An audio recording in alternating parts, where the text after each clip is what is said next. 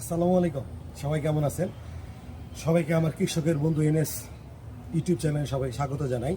আজকে আপনাদেরকে আমি একটা আমের সুন্দর একটা পোকা সম্পর্কে আপনাদের ধারণা দেব।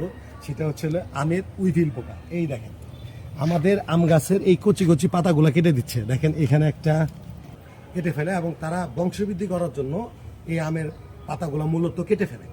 তো এটা মূলত এই গাছের মধ্যশিরা, এদিকে আসেন রাজু, দেখাই।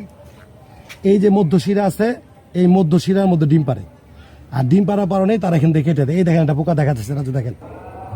হ্যাঁ হ্যাঁ, এই পোকাটা দমন করতে হলে আমাদেরকে যদি আমরা জৈবিক পদ্ধতিতে যাই, সেক্ষেত্রে অবশ্যই নিম তেল প্রতি লিটারে 4 ml হারে 3 দিন পর পর স্প্রে করলেই এই পোকা থেকে আমরা রক্ষা পেতে পারি। তাছাড়া যদি রাসায়নিকভাবে দমনে যাই, সেক্ষেত্রে সাইফারমেথিন গ্রুপের কীটনাশক প্রতি লিটারে 1/2 ml করে স্প্রে করলে এই পোকা থেকে দমন করা যায়।